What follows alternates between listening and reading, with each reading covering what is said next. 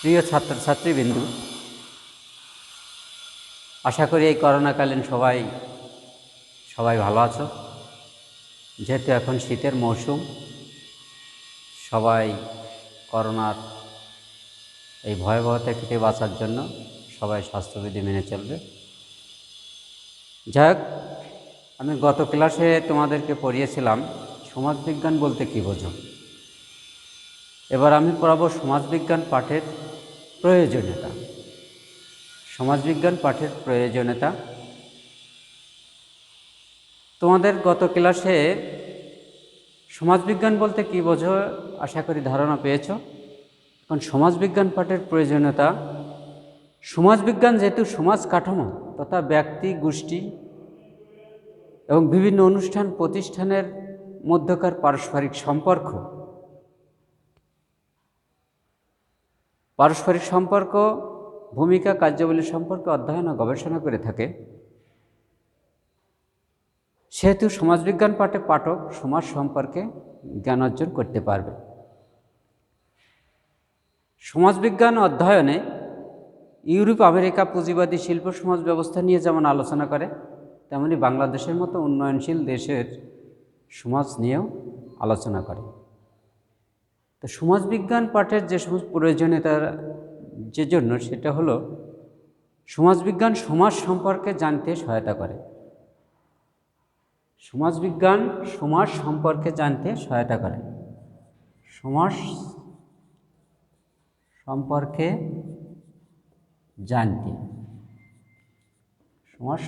জানতে মানুষ সমাজ ছাড়া বসবাস করতে পারে না। প্রখ্যাত সমাজবিজ্ঞানী গিডিংস বলেছেন, মানুষ নিয়েই সমাজ। মানুষ পরস্পরের সাথে যৌথভাবে মিলেমিশে একত্রে বসবাস করে, বা যখন কোনো বিশেষ উদ্দেশ্য সাধনের জন্য ঐক্যবদ্ধ হয় বা কোনো সংগঠন গড়ে তোলে, তাকেই সমাজ বলে। এই সমাজ সম্পর্কে বিস্তারিত জানার জন্য সমাজবিজ্ঞান পাঠের প্রয়োজনীয়তা রয়েছে। তাহলে সমাজবিজ্ঞান জানতে, সমাজ সম্পর্কে জানতে সমাজবিজ্ঞান পাঠের প্রয়োজনীয়তা রয়েছে। এবার সম্প্রদায় হচ্ছে রীতিনীতি, আচার অনুষ্ঠান, ধর্ম, অন্য সামাজিক বন্ধনে আবদ্ধ একই এলাকায় বসবাসরত জনসমষ্টি, যেমন বাঙালি সম্প্রদায়, হিন্দু ও মুসলিম সম্প্রদায়। আর এই সম্প্রদায় সম্পর্কে বিস্তারিত জানার জন্য সমাজবিজ্ঞান পাঠের প্রয়োজনীয়তা আবশ্যক। তাহলে সম্প্রদায় সম্পর্কে সম্যক ধারণা লাভের জন্য সমাজবিজ্ঞান পাঠ একান্ত আবশ্যক। সঙ্গ, সুনির্দিষ্ট কোনো এক বা একাধিক উদ্দেশ্য প্রণোদিত হয়ে যখন কিছু সংখ্যক লোক সমষ্টিবদ্ধ হয়, তখন তাকে সঙ্গ বলে। যেমন ক্লাব, শিক্ষক সমিতি, রাজনৈতিক দল, ট্রেড ইউনিয়ন, এগুলোকে সঙ্গ বলা হয়। আর এই সঙ্গ সম্পর্কে বিস্তারিত জানার জন্য তোমাকে সমাজবিজ্ঞান পাঠ করা জরুরি। সামাজিক প্রতিষ্ঠান, সঙ্গ গেল, সঙ্গ হলো এবার সামাজিক প্রতিষ্ঠান।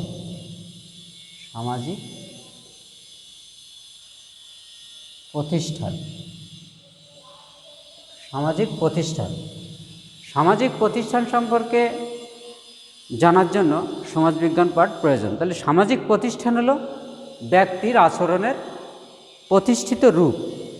আর সমাজের প্রচলিত রীতিনীতি যখন পালন করা অলঙ্ঘনীয় ও প্রতিষ্ঠিত হয়ে যায়, তখন তাকে সামাজিক প্রতিষ্ঠান বলে। যেমন সাংস্কৃতিক প্রতিষ্ঠান, ধর্মীয় প্রতিষ্ঠান, রাজনৈতিক প্রতিষ্ঠান ইত্যাদি। আর এই সামাজিক প্রতিষ্ঠান সম্পর্কে তোমাকে বিস্তারিত জানার জন্য সমাজবিজ্ঞান পাঠ করা একান্ত আবশ্যক। এবার হলো সমাজ কাঠামো। সমাজ কাঠামো আর একটা পয়েন্ট হলো সমাজ কাঠামো। সমাজ কাঠামো সম্পর্কে জানার জন্য তোমাকে সমাজবিজ্ঞানের পাঠ করা একান্ত আবশ্যক। সমাজ কাঠামো কাকে বলে? সমাজকে সুষ্ঠুভাবে গড়ে তোলার জন্য গড়ে উঠেছে রাজনৈতিক, অর্থনৈতিক, সামাজিক ও ধর্মীয় প্রতিষ্ঠান। আর এই প্রতিষ্ঠানের দ্বারা গড়ে উঠেছে সুষ্ঠু মানব প্রক্রিয়া, যাকে সমাজ বলা হয়। তাহলে কি? রাজনৈতিক প্রতিষ্ঠান, ধর্মীয় প্রতিষ্ঠান, সামাজিক, অর্থনৈতিক, আর এই সমস্ত প্রতিষ্ঠান দ্বারা গড়ে উঠেছে সুষ্ঠু মানব প্রক্রিয়া, যাকে সমাজ বলা হয়। আর এই সব সমাজের এই সমস্ত প্রতিষ্ঠানকে একত্রে সমাজ কাঠামো বলা হয়। যে সমস্ত প্রতিষ্ঠানের কথা বললাম, যেমন সামাজিক, ধর্মীয়, অর্থনৈতিক, সাংস্কৃতিক, এই সমস্ত প্রতিষ্ঠানগুলোকে একত্রে সমাজ কাঠামো গড়ে ওঠে। আর এই সমাজ কাঠামো সম্পর্কে তোমাকে বিস্তারিত জানার জন্য সমাজবিজ্ঞান পাঠের জ্ঞান থাকা আবশ্যক। এবার আসলে সামাজিক স্তর বিন্যাস। সামাজিক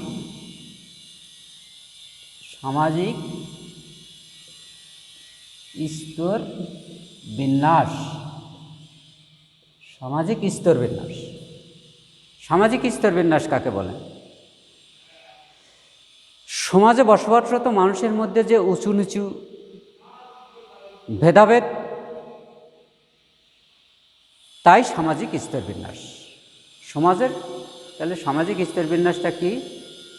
সমাজের মানুষের মধ্যে যে উঁচু নিচু ভেদাভেদ, সেটাকেই সামাজিক স্তর বিন্যাস বলা হয়। জন মিলার বলেন, শ্রেণী, পদমর্যাদা, উঁচু নিচু ভেদাভেদ সর্বজনীন, আর এটা বিভিন্ন সমাজে বিভিন্ন প্রকারের হয়ে থাকে। তাহলে সামাজিক স্তর বিন্যাসটা কি? জন মিলার কি বলল? শ্রেণী, পদমর্যাদা এবং উঁচু নিচু ভেদাভেদ এটা প্রতিটা সমাজেই রয়েছে, আর এটাকেই সামাজিক স্তর বিন্যাস বলা হয়। আর এই সামাজিক স্তর বিন্যাস সম্পর্কে বিস্তারিত জানার জন্য তোমাকে সমাজবিজ্ঞান পাঠ করা আবশ্যক। এগুলো আসলো সামাজিক স্তর বিন্যাসের পরে আসলো সামাজিক নিয়ন্ত্রণ।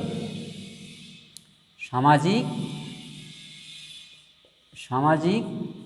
নিয়ন্ত্রণ। সামাজিক নিয়ন্ত্রণ সমাজকে সুষ্ঠুভাবে পরিচালনার জন্য। তাহলে সামাজিক নিয়ন্ত্রণটা কি? সমাজকে সুষ্ঠুভাবে পরিচালনার জন্য সমাজের কিছু নিয়ম নীতি শৃঙ্খলা আবশ্যক। আর এই সমস্ত নিয়ম নীতি শৃঙ্খলা যখন মানুষের উপর আরোপিত হয়, সেটাকে সামাজিক নিয়ন্ত্রণ বলা হয়। সামাজিক নিয়ন্ত্রণ বলা হয়। আর সামাজিক নিয়ন্ত্রণ সম্পর্কে তোমাকে বিস্তারিত জানার জন্য সমাজবিজ্ঞানের পাঠ করা আবশ্যক। তাহলে সামাজিক নিয়ন্ত্রণটা কি? সমাজকে সুশৃঙ্খলভাবে টিকিয়ে রাখার জন্য কতকগুলো আচার আচরণ, রীতিনীতির মাধ্যমে মানুষের কার্যক্রমকে পরিচালনা করতে হয়। আর এইসব রীতিনীতি সমাজের উপর যখন আরোপিত হয়, তখন তাকেই সামাজিক নিয়ন্ত্রণ বলে। সামাজিক নিয়ন্ত্রণ বলে।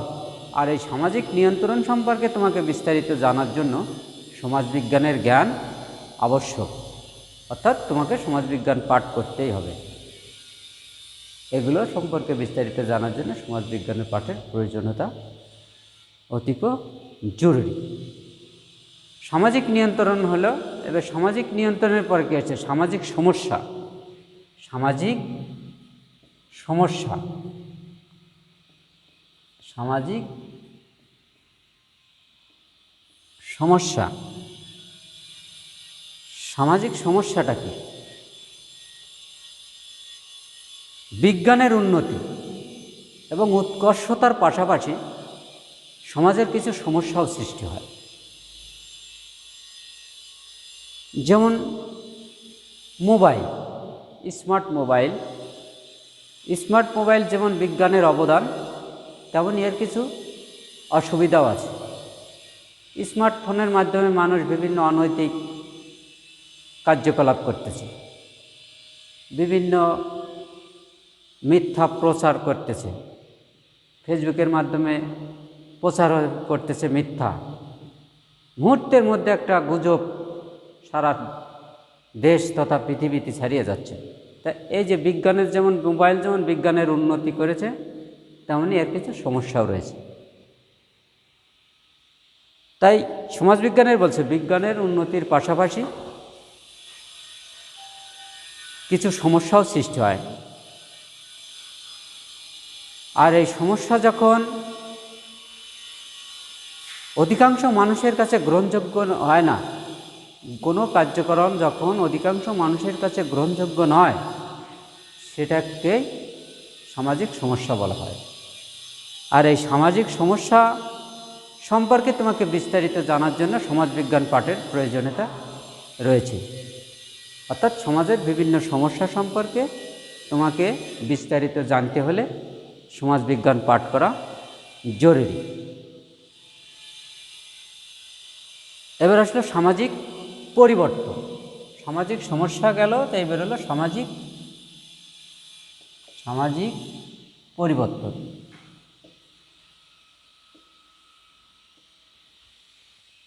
সামাজিক পরিবর্তন, সামাজিক পরিবর্তনটা কি? সমাজ সদা পরিবর্তনশীল। মানুষের চিন্তাধারা, রীতিনীতি আগে যেরম ছিল, কিন্তু বর্তমানে মানুষের চিন্তাধারা, রীতিনীতি পরিবর্তিত হয়ে অর্থাৎ পরিবর্তিত হয়েছে। অর্থনীতির পাশাপাশি সামাজিক রীতিনীতি চিন্তাধারার পরিবর্তন হয়েছে, সামাজিক পরিবর্তন হয়েছে, অর্থনৈতিক পরিবর্তন হয়েছে, বিজ্ঞানের উন্নতি হয়েছে। অর্থাৎ সমাজ প্রতিনিয়ত পরিবর্তনশীল। আর সমাজের এই পরিবর্তনশীলতা সম্পর্কে তোমাকে বিস্তারিত জানার জন্য, তোমাদেরকে বিস্তারিত জানার জন্য সমাজবিজ্ঞান পাঠ করা খুবই জরুরি। অর্থাৎ সমাজের এই পরিবর্তনশীলতা সম্পর্কে জানতে হলে সমাজবিজ্ঞান পাঠের প্রয়োজনীয়তা রয়েছে। এ হলো সামাজিক ইতিহাস, হলো সামাজিক ইতিহাস। সামাজিক ইতিহাস, সামাজিক ইতিহাসটা কি? সামাজিক ইতিহাস হচ্ছে অতীতের ঘটনাবলী, অতীতের নির্দিষ্ট সময়ের সমাজ ব্যবস্থার পূর্ণ বিবরণ। ভবিষ্যৎ সমাজ গড়ে তোলার জন্য অতীতের অভিজ্ঞতা, আইন কানুন, রীতিনীতি আমাদের জানা দরকার। তাহলে সামাজিক ইতিহাসটা কি? সামাজিক ইতিহাস হলো অতীতের নির্দিষ্ট সময়ের সমাজ ব্যবস্থার পূর্ণ বিবরণ। ভবিষ্যতের সমাজ গড়ে তোলার জন্য অতীতের অভিজ্ঞতা, আইন কানুন, রীতিনীতি আমাদের জানা দরকার। আর এই জন্য সামাজিক ইতিহাস পাঠ জরুরি। আর এই অতীত সমাজ সম্পর্কে জানার জন্য তোমাকে সমাজবিজ্ঞানের পাঠের প্রয়োজনীয়তা রয়েছে। এবার উন্নয়ন পরিকল্পনা, পরে আসলো উন্নয়ন পরিকল্পনা। উন্নয়ন পরিকল্পনা, উন্নয়ন পরিকল্পনা, উন্নয়ন পরিকল্পনাটা কি? যে সমস্ত উন্নয়ন পরিকল্পনা করেছে তার সাথে যদি সামাজিক জ্ঞান না থাকে, তবে সমাজে তার বাস্তব রূপ দেওয়া সম্ভব নয়। উন্নয়ন পরিকল্পনার পাশাপাশি সমাজ সম্পর্কেও জ্ঞান থাকতে হবে, তবেই সেই উন্নয়ন পরিকল্পনাটা বাস্তবায়ন করা সম্ভব। কারণ নতুন পরিকল্পনার সাথে সাথে সমাজ ব্যবস্থায় যে নতুন মূল্যবোধের সৃষ্টি হয়, তার সাথে পুরনো মূল্যবোধের বিরোধ বাধার সম্ভাবনা থাকে। তাহলে কি বোঝালো? যে সমাজে নতুন কোনো উন্নয়ন পরিকল্পনা করার পরে সমাজে একটা মূল্যবোধের সৃষ্টি হয়, নতুন মূল্যবোধের সৃষ্টি হয়। আর সমাজবিজ্ঞানের জ্ঞান না থাকলে এই নতুন মূল্যবোধের সাথে পুরনো মূল্যবোধের একটা বিরোধ বাধার সম্ভাবনা থাকে। সেক্ষেত্রে কী হয়? উন্নয়ন যে পরিকল্পনা সেটা ব্যাহত হয়। সুতরাং উন্নয়ন পরিকল্পনার সাথে সাথে সামাজিক জ্ঞানও খুবই জরুরি। এই জন্য উন্নয়ন পরিকল্পনাকে সম্পর্কে বিস্তারিত তোমাদেরকে জানার জন্য সমাজবিজ্ঞান পাঠের প্রয়োজনীয়তা আবশ্যক। এবার উন্নয়ন পরিকল্পনার পর আসলো সামাজিক নীতি নির্ধারণ ও বাস্তবায়ন। সামাজিক নীতি নির্ধারণ ও বাস্তবায়ন।